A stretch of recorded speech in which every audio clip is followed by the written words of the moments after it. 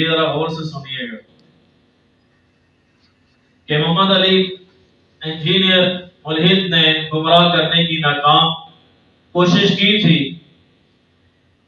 میں سمجھ چکا ہوں کہ مرزا محمد علی انجینئر ضال و مضل ہے. یہ خود گمراہ ہے اور مسلمانوں کو گمراہ کرنے کی کوشش کرتا ہے. بے شک اللہ کے لیے اس سے بچ جائیں انشاءاللہ. اور میں بچ گیا ہوں اور میں سب مسلمانوں کو اس ملحد شخص سے بچنے کی اپیل کرتا ہوں. بے شک اور میں یہ وعدہ کرتا ہوں کہ مرزا محمد علی انجینئر ملحد سے کسی بھی قسم کا رابطہ نہیں رکھوں گا انشاءاللہ. بسم اللہ الرحمن الرحیم. السلام علیکم. جی دوستو، آپ نے دیکھا اور سنا انجینئر مرزا کے اسپیشل چمچے عماد الاسلام نے مرزا کو چھوڑ دیا ہے اور کہا کہ یہ ملحد ہے، یعنی بے دین ہے، دال مدل ہے، یعنی خود گمراہ ہے، دوسروں کو گمراہ کر رہا ہے. میں اس سے بچ گیا ہوں، تم بھی اس سے بچ جاؤ. مرزا کے گھر کی کہانی سامنے آ گئی. اس کا اسپیشل چمچہ اس کو چھوڑ چکا ہے.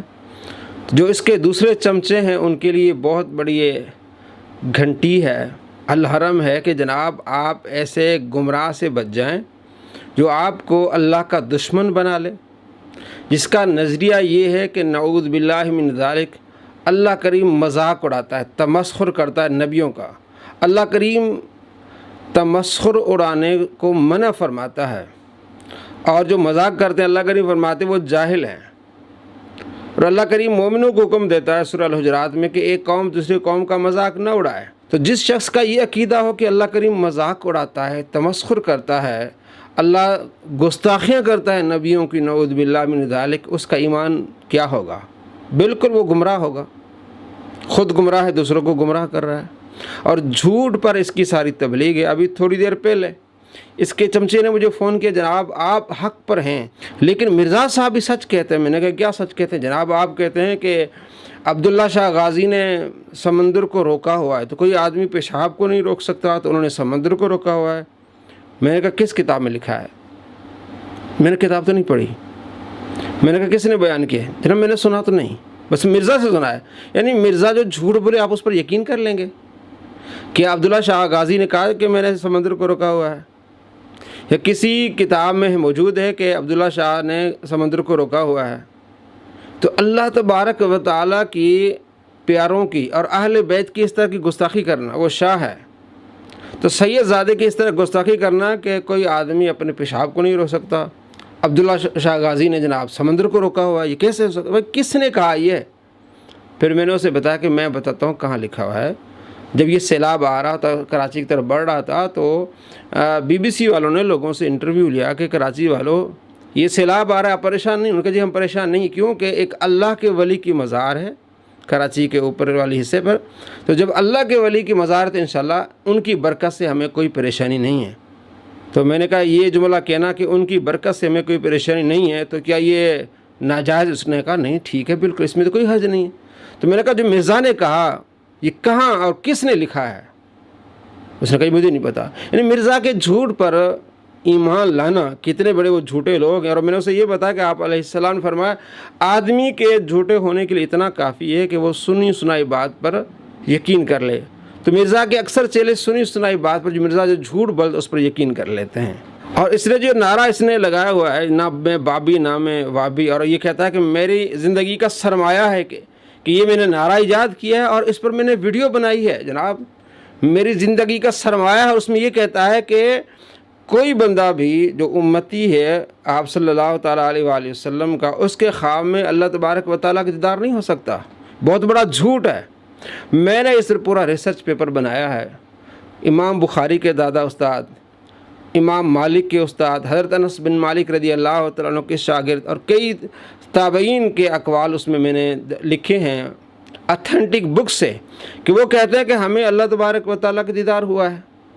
یہ کہتا ہے یہ میری زندگی کا سرمایہ ہے، میں نے ان کو ایکسپوز کیا ہے. یہ جھوٹ بولتے ہیں جناب. انہوں نے اپنی کتابوں میں لکھا بھی، ہم نے اپنی کتابوں میں نہیں، جو محدثین ہیں، جو اسماء و رجال کے محقق ہیں، انہوں نے اپنی کتابوں میں لکھا ہے کہ بڑے بڑے تابعین کو خواب میں اللہ تبارک و تعالیٰ کا دیدار ہوا ہے. تو وہ آپ ریسرچ پیپر پڑھیں، آپ کو معلوم ہو جائے گا کہ واقعی بھی کتنا بڑا جھوٹا ہے۔ جس چیز کو یہ کہتا ہے یہ میری زندگی کا سرمایہ ہے اور میں نے رب کے سامنے پیش کرنا ہے کہ یا باری تعالیٰ خواب میں تیرا دیدار کسی کو نہیں ہو سکتا، تو اللہ نے مجھے ایوارڈ دینا ہے اور میں نے ایک یونیک کام کیا ہے۔ تو جس فیکٹری کے اندر ہی پورا گند ہے، وہ جھوٹ ہے، اس فیکٹری میں کام کرنے والے گند میں ہاتھ ہی ڈالیں گے، جھوٹ میں ہاتھ بٹائیں گے۔ تو دوستو تحقیقی باتیں دیکھیں، اس نمبر پر آپ ہم سے رابطہ کریں، یہ ہم آپ کو ریسرچ پیپر آپ کو بھیجیں گے، آپ پڑھیں خود۔ جس کو یہ زندگی کا سرمایہ کہہ رہا ہے وہ بالکل اس کا فارغ ہو گیا، سرمایہ اس کا ڈوب گیا۔ تو جس فیکٹری کا، جس مالک کا سرمایہ ڈوب جائے اس کے پاس کچھ نہیں رہتا۔ تو اس کے پاس کچھ بھی نہیں ہے، نہ اس کے پاس ایمان ہے، نہ اس کے پاس عشق رسول ہے۔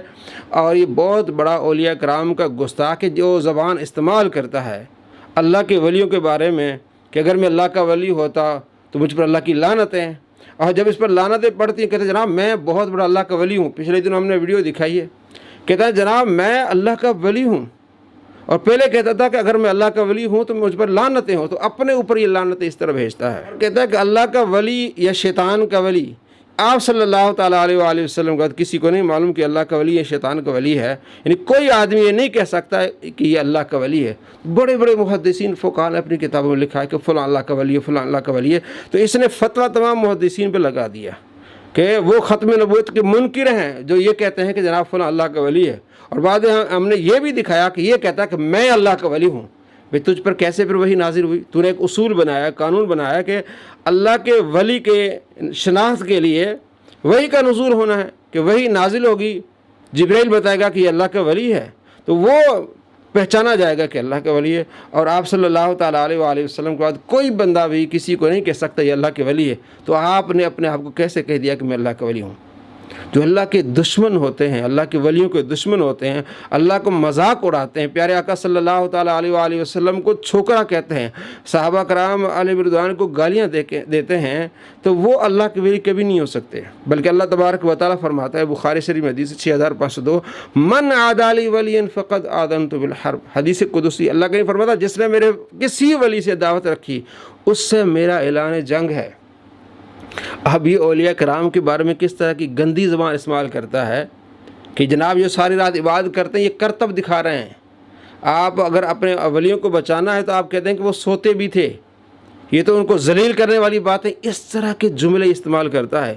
اور اس پر بھی ہمارا ریسرچ پیپر ہے کہ عشاء کے وضو سے فجر کی نماز کن کن محدثین نے پڑھی ہے، کن کن تابعین نے پڑھی ہے، پوری رات کن کن صحابہ کرام علیہ رضوان نے عبادت میں گزارا ہے، عشاء کے وضو سے فجر کی نماز پڑھنے والے صحابہ، تابعین، تبع تابعین۔ اس پر بھی ہمارا ریسرچ پیپر ہے جس میں عثمان غنی رضی اللہ تعالیٰ عنہ ہیں، اور امام ترمذی نے لکھا ہے اس بارے میں، امام بہقی نے لکھا ہے اس بارے میں، اور تمیم داری صحابی ہیں۔ امام ذہبی نے اپنی کتابوں میں لکھا ہے کہ انس بن مالک رضی اللہ تعالیٰ عنہ کے شاگرد ہیں سلیمان آتیمی، عشاء کے وضو سے فجر کی نماز پڑھتے تھے۔ یزید بن ہارون ہیں، امام اوزائی ہیں، یہ ایسے محدثین ہیں جن کی روایات بخاری مسلم میں ہیں۔ تو یہ کہتا ہے جناب جو یہ کہتے ہیں کہ عشاء کے وضو فجر کی نماز پڑھتے تھے وہ کرتب دکھاتے ہیں، نعوذ باللہ من ذالک۔ اس طرح کی گندی زبان استعمال کرنے والا کبھی بھی اللہ کا ولی نہیں ہو سکتا، ضال المضل ہو سکتا ہے، خود گمراہ دوسروں کو گمراہ کر رہا ہے۔ آپ ایسے گمراہوں کے پیچھے جا کے اپنی آخرت کو برباد نہ کریں، اللہ سے محبت کریں، اللہ کے پیاروں سے محبت کریں۔ اللہ تبارک و تعالیٰ آپ کو ایسے شروروں سے بچائے۔ السلام علیکم ورحمۃ اللہ وبرکاتہ۔